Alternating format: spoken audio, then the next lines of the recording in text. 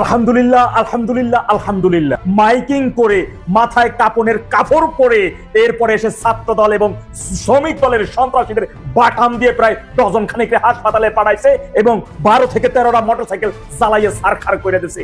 আপনি কিন্তু খুব ভালো অবস্থায় নাই।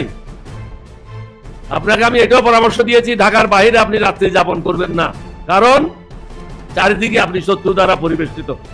11 দল আপনার শত্রু না, 11 দল আপনার বন্ধু, যার কারণে প্রকাশ্যে আপনাকে পরামর্শ দিচ্ছে।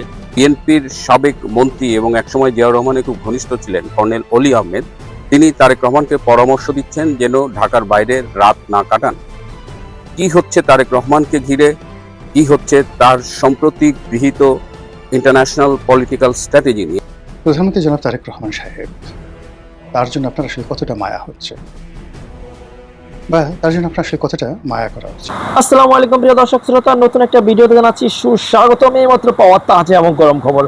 আজকের এই ভিডিওটি কেমন হবে, কতটা গুরুত্বপূর্ণ, কতটা চাঞ্চল্যকর, ইতিমধ্যে আপনারা ভিডিওর অংশ বিশেষ এবং শিরোনাম থেকে গেস করে ফেলেছেন কতটা চাঞ্চল্যকর হতে চলেছে আজকের এই ভিডিওটি। বিশেষ করে যারা আওয়ামী লীগ এবং শেখ হাসিনাকে সমর্থন করেন তাদের জন্য আজকের এই ভিডিওটি খুবই গুরুত্বপূর্ণ, খুবই চাঞ্চল্যকর। প্রিয় দর্শক শ্রোতা, জুম্মা নামাজের পরে ভয়ঙ্কর তথ্য নিয়ে হাজির হয়েছে আজকের এই ভিডিওতে।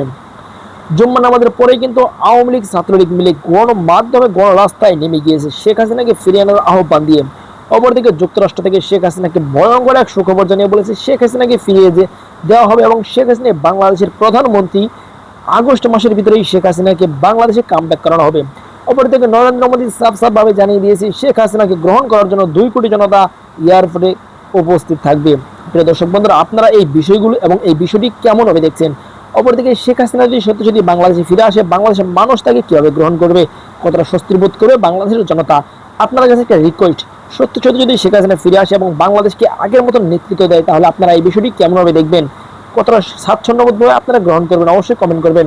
তো আজকের মতন এই পর্যন্ত, দেখা হচ্ছে পরবর্তী কোনো ভিডিও নিয়ে। সেই পর্যন্ত আপনারা সকলে ভালো থাকুন, সুস্থ থাকুন, চ্যানেল সাথে থাকুন। আল্লাহ হাফেজ।